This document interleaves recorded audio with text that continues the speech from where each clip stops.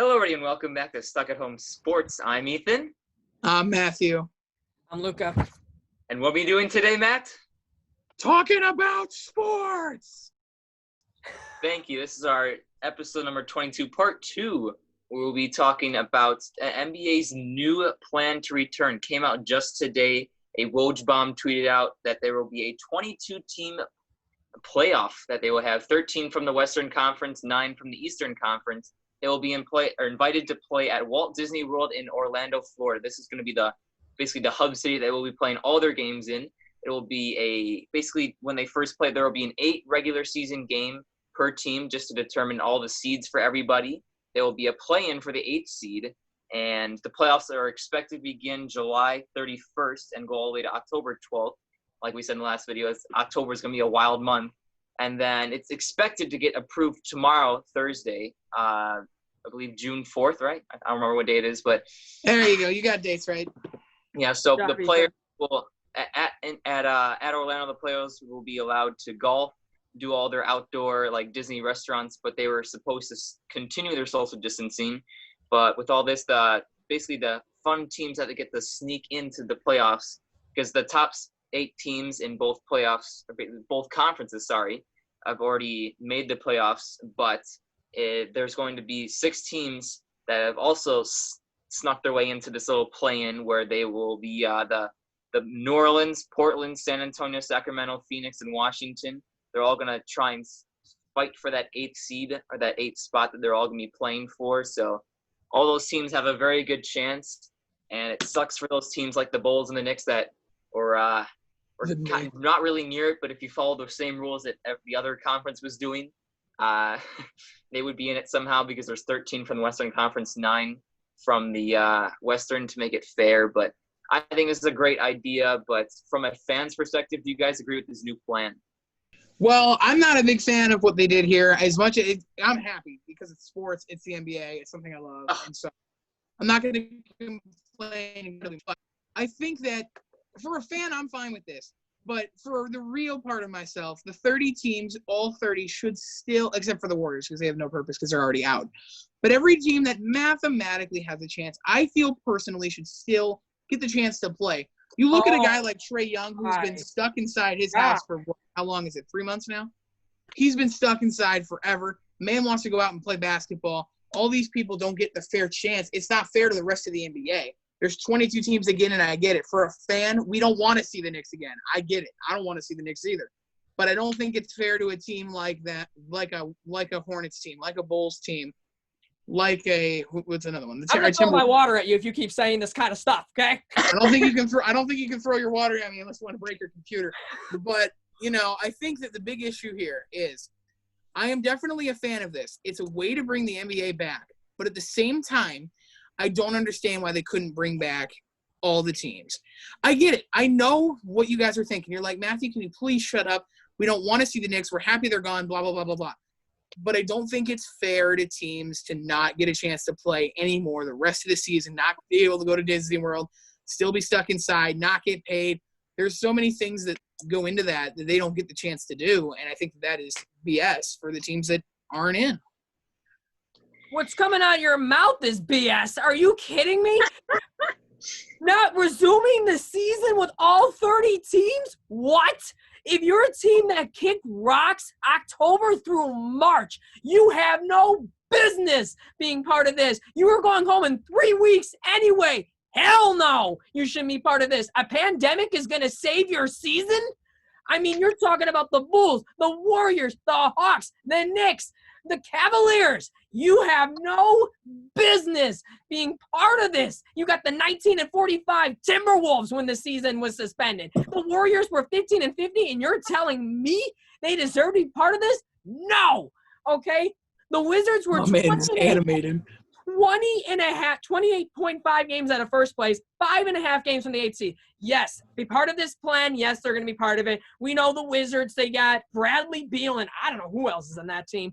But the point Don't worry about it. Nobody cares apart from Bradley Beal. Yeah, sadly.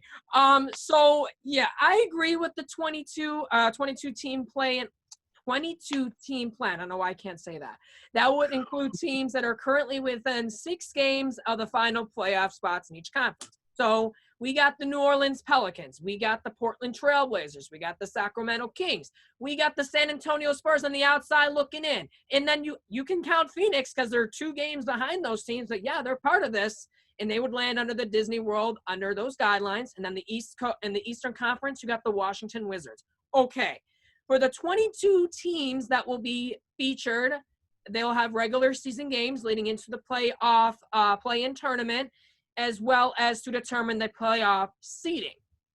As I know as of right now, each team will play 8 games due to the fact that players, especially I would say Damian Lillard has continuously stressed this on Twitter, have continuously stressed they need to shake off the rust for competitive reasons and injury risk. Now, obviously, not everyone is going to be happy about this. It's just how it is, unfortunately. So, I mean, there's still uncertainty of how much of an advantage, if any, the team who finishes the truncated regular season 8th might receive entering the playoff tournament. So I'm going to give you guys an example quick, and then I'll let Ethan speak. We got Brooklyn and Orlando now in 7th and 8th place, respectively. They win their games. They win half their remaining games. Okay, fine. And the 9th place Wizards get to let's say a 2-6 finish. That would leave Washington about 8 games behind the number 8 seed entering the play-in. Now, my question is, should Washington have to beat the number 8 team at least twice in a row to secure that number 8 seed? And what happens if they close the gap with the number 8 seed during the truncated regular season? It's just a wild situation. From my perspective, seeing that all these teams get a fair chance, I think it's great. I think, Matt, I know your idea and your love for the NBA, seeing all the different teams is a good thing, but from basically a fan that's doesn't really need to watch the Atlanta Hawks lose by 40 and the Bulls put up 20 points basically to do nothing. I don't need to see the Cavs. I don't need to see the Golden State Warriors, who already. Okay, nobody needs to see the Cavs. There's a couple of teams that nobody cares about. Cleveland is fine. And watch these teams basically get free wins from them. It's at this point, and now everyone else is just going straight into the playoffs. Is there really a reason to continue watching them? No, not at all. I think giving all these teams a fair chance is great, though. I was worried that having teams like Phoenix be the first team out, despite having 26 wins, and the Eastern Conference having teams like the Knicks and the Bulls somehow make the playoffs. Although it'd be funny to see these trash teams make the play-in playoffs, I don't think it'd be right, and that's why I think this 22-team plan is very, very smart. Hey, it's logic and it's reality, all right? Do you think the Charlotte Hornets are going to beat any of these playoff teams that are in the top 8 seeds? They don't deserve it. Yes. Oh, okay, thanks, Matt. I'll challenge. You want a challenge? I can give you one. But I'll get to that in a second. I have to add something here. We talked about it last week with the NHL. I don't think Luca was on for that part, but we talked about it with the NHL, the 2014 playoff. And I love every minute of it because I think it's fair to the teams that didn't get a proper chance of trying to make a comeback and finish their season, which is why I think they should have done the same thing here. I think that the Hornets needed to be in this and part of something. The other teams maybe not, but the Hornets had a chance. They were making momentum swings. They were working their way back up after a rough start to the season. I think they needed to be in this to give themselves a chance. What? They have Terry Rozier, and that's it? You're telling me they had a chance? Graham. That's it. The two of them. Okay, and the Suns have Devin Booker and who else? Fine, they have DeAndre. I don't know. The rest of their team is so dog that you don't even know who they are. My point is there should be 24 teams in this. 12 from the East, 12 from the West. You have those teams play in. Top 4 seeds have first-round buys, somewhat first-round buys. I think that's the way that this needed to play out. I'm sorry if you don't agree with me, but I think that is the way this needed to play out. The NHL laid out a perfect plan. The NBA should have looked at it and said, this sounds pretty fucking good. Oh, excuse my language. Cut that out. This sounds pretty good. We'll have to, this sounds pretty good. Let's see if we can copy it and make something out of this and see if we can make revenue, get more attention, get more playoff games. I think that's the way this needed to roll out. Disagree with me all you want. I think that's the way. I'm going to give you the phone right here, right now, and I'm going to let you call Adam Silver, okay? I'm going to let you call him, okay? Okay, I want to know these other teams that deserve to make it. Name them in the Eastern Conference because the East is trash. You're telling I think I said clear 24, you reseed. 24, you reseed. So you add the Hornets and you add, who was 11? The Bulls? The Bulls. You add the Hornets. And then Knicks. The Blackhawks made it. You're going to tell me the Blackhawks the Bulls, deserve the Hornets. They were above 500. Okay, welcome to the NHL where, like, literally you're playing against the Sabres and the Kings 24/7. I don't care. Listen. But if you had the Charlotte Hornets and the Bulls and the Knicks make it and you followed your 2014 rule, that would mean that the Phoenix Suns would not make the playoffs. And no, I said you see the Bulls, 24. So the Knicks would still be out. You completely reseed. It's the 6 worst teams in the NBA regardless of conference. Well, I mean, so the Knicks would still not be the Knicks aren't making it. At least we don't have to watch that trash at Madison Square Garden, even though it's not playing there. Exactly. And so, like, if you reseed 1 to 24, including both conferences, and the 6 worst teams don't make it, I think that's a little bit more fair. Instead of having the teams like the 6 garbage teams that nobody knew was going to have a chance, fine.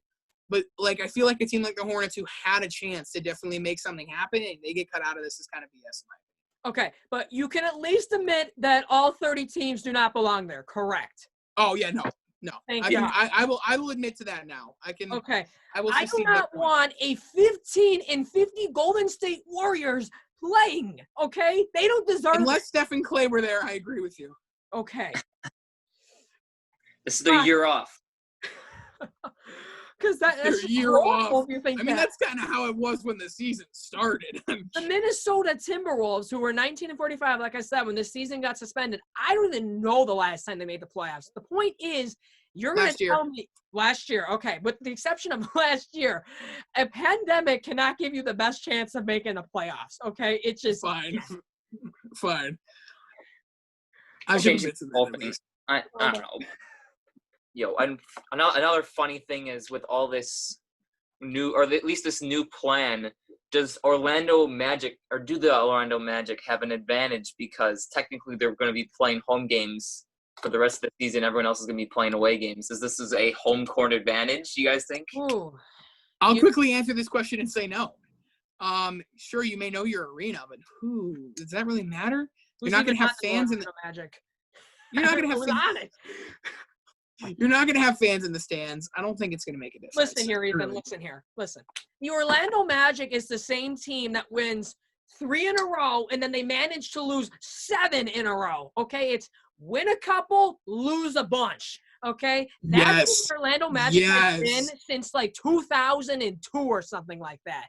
They have welcome to the Dwight Howard era of Orlando Magic basketball. Yes. That was the lowest point for Orlando. Was that when your team relied on Dwight Howard, and no disrespect to Dwight, but when your team relies on Dwight Howard, that's when you know the Magic were just it was going downhill. Oh man. I don't know. This is a joke, but besides that, though, let's just do something super quick. Who's winning it? Following this plan, who's winning it? I gotta go with the Clippers. I don't care about your playoffs. I don't care about anything now. Let's just something super quick. Who's making it to the playoff in the championship? This whole entire year, I have been between the Lakers and the Clippers. Me too. At the end of the day, I really want to see LeBron win another one. So I'm going with the Lakers. I'm going with the Clippers. And I think defense wins championships. You have Kawhi Leonard. You have Paul George. You have Patrick Beverly. You have a young core. You have a great bench. I think the Clippers stand the test, and they beat the Lakers. I totally respect that. I'm not going to lie. If either LA team wins, I'm completely cool with that. But at the end of the day, I'm okay with saying that this season finishes the way it should have. Correct. There are 3 teams here that I say if they win, this season was deserved, and we can count it in the actual books. Lakers, Clippers, Bucks. People are going to question the legitimacy of this season anyway. So, like, when it happens, like, I don't even know what you want to say. Whoever wins is always going to have that, like, little, like, thing. Asterisk. Yeah. It's an asterisk, yeah. They're not going to really count it. But I think for me, I mean, you guys didn't even mention the Eastern Conference. I think the Bucks have it. They got the best record. They have something to prove. If Giannis does not win a championship this year, who knows where he's headed. So if Bucks fans, Milwaukee people want to keep Oh, if him. Giannis goes to somewhere at Golden State, I'm just going to stop watching him. Yeah, if he's Well, I do have a point. The problem with the Bucks is that playoff. I feel like Giannis, as much as he's a great player, he has not proven he's a good mid-jumper. He doesn't have a good mid-jump shot yet. He hasn't proven that yet. So until he can prove that, I do not have the Bucks advancing past the second round, period. Wow. Yep. Here's the thing. You look at the Bucks, and they're not a complete team. I'm just going to say it straight. I think that Giannis is by himself is not enough. Yeah, Chris Middleton. Yeah, I don't care. Yeah. Where you look at a team like the Heat, they're a complete team. I think the Heat. And if they play Milwaukee in the second round, I would start to see some concern from Milwaukee. I have the Heat. Yeah, I have the Heat beating the Bucks. I feel like the Heat have a better team and a better chance. They have a more experienced coach. And Thank you. Yes, exactly. And, I think that the Heat just have built a better roster. Mm-hmm. You can't just rely on one player. We've learned that. I think now that we've seen it in NBA teams, we've learned that. LeBron on the Lakers last year meant nothing by himself. And we learned that in Cleveland. We're learning that from Mike Trout that we talked about with the Angels and the MLB. It's just not the same. You need a team, and I don't think Giannis by himself is qualified. Yeah, I mean, as much as the Milwaukee people are so optimistic and all, you got to realize that you need to add pieces around him. They need to see that Miami is doing that, and they should see Miami is a threat. They need to see that and be like, okay, we got someone like this. I'm like, we should structure our team like this so we do have a chance to beat them. But I'm not saying they don't have a chance. I'm not saying they don't, but they are going to be a force for them to get to the championship. That I will say. 100% agree with that. Yeah, another team to mention would be, I know people are staying quiet about them ever since Kawhi left them, but Toronto, I mean, they were the hottest team going into the pandemic. They were on a 4-game winning streak. No one else was on a 4-game winning streak. Yeah. Will they stay hot with this gigantic break? Probably not, because everyone's going to be right. No. But, I mean, I've seen Serge Ibaka. He's been getting it up. He's been working out, even on TikTok, too, getting those some great stuff going there. But not anything away from Toronto. I mean, all they did was lose one piece. One piece doesn't – I mean, it can hurt them a lot, but I think that they still have some of their better options that they have. And Spicy P has shown that he can carry the offense. And with all the other role players around that, they have a certain chance to do some sneaky damage in this playoffs, in my opinion. Yeah, I totally agree with you on that. Another team that, who knows, they can come out of the middle of nowhere are the Boston Celtics. I really, as much as people want to disagree, they got Kemba Walker, and then you got the uprising in Jason Tatum. He's actually a very good player. Now, I'm not saying Boston can win the whole thing, but they could be someone who can destroy someone's hopes. That I will say for sure. They will not win the whole thing, but they could destroy someone's hopes, like I said. I mean, who knows? I don't know who they're playing right now. As of right now, would they play Toronto as of right now? Philly. They would play Philly. Yeah. The Philly. Problem with Philly, we can be fantastic at home, but we can be garbage away from home. So Philly, I do not have hope for them. I'm sorry. Oh, I've never had hope for Philly the minute that Ben Simmons and Joel Embiid are on the same team. You can't have a point guard that can't shoot in today's era. You can't. It's just not something that you can do. You have a complete and utter mismatch at the other position there. And you can be 6'10" at the point guard position all you want. You can't shoot. You can't be with the game the way it is changed today. Correct. I agree with that. So is that all you guys want to say for the East, or should we go to the West? We'll sneak a little bit of West. I know we're getting a little bit longer, but we'll quickly cover them. I mean, obviously, Matt's Denver Nuggets. I know he's got a spiel he could probably say about them, but I'll let Matt. I don't think we're a championship contender. I don't think we're going to win a championship, but I am pleased to see the way that we progressed after a rough start to the season. How's that? I think that. But my big concern is Jokic, because he got off to a horrible start this season because he was out of shape because of the break. My concern is the same thing happens here, and he does not turn into the same player coming back. That's my concern. So, he needs to keep himself in shape, and I have no evidence of him doing that so far. Yeah. I mean, you can definitely say that about the Nuggets. I mean, the Nuggets have definitely been a surprise. They've made themselves relevant again, because most people are like, The Nuggets. Yeah. So, in the rest of that, within that division, obviously everyone knows about the Lakers and the Clippers. I have never really had much faith in Houston because they always have that obstacle. It's always James Harden. It's just like, I don't feel like James Harden can play in the postseason. He's not the same James Harden in the regular season. Because people learn how to defend him eventually. Exactly. So I'm going to talk about this one team in particular, just to talk about them, and it's the Dallas Mavericks. I really like the Dallas Mavericks and what they're becoming. You got Kristaps Porzingis, and you got obviously the upcoming Luka Doncic. But obviously they are not ready this year, but they definitely got some building to do. But they are definitely a serious contender this year. You never know. They can definitely knock somebody out. But I don't know what it's going to be this year, but definitely keep an eye out on them because they can be a serious force. I don't think there'll be anything this year, like you said. But I think that if you can continue to get Luka to progress the way he is right now, the way he's dominating opposing defenses, and you get Kristaps more involved in that game plan, Dallas will be something big next year. Mm-hmm. Yeah. Besides that, though, I think the rest of those teams in that Western Conference, I mean, there's your top three that are up above, and you got your few upcomings like Dallas and Memphis. But those three in between, I mean, the Utah Jazz, OKC, and Houston, they're all kind of the same. Utah. We forgot about Utah. No. I don't see it. Utah's never been a playoff team. Utah's not a playoff team. Houston's not a playoff team. Neither is OKC. None of them are playoff teams. I don't really see them doing much. OKC definitely isn't. I think we've learned that. But yeah. I'm going to give OKC some credit because they were supposed to be a disaster this season. So I'll give them that credit. That's about it. Yeah, me too. I agree with that. And then super quick last few things. I mean, yeah, the 8th seed isn't really basically locked in for either teams. Washington could steal Orlando's fame in the Eastern Conference, and any of those teams in the Western Conference can go and steal Memphis's like glory in the Western. So, I mean, real quick, I'll make something. Go ahead. I was just gonna say, like Portland, New Orleans, Sacramento, and San Antonio. I mean, all those teams, and even Phoenix, they were all struggling. I mean, I think that really either one of the teams that has the biggest chance to sneak their way in would be Portland. Any other teams, I don't really see them doing much damage. Yeah, good point. Unless they have some godlike performances for people we've never heard of. So.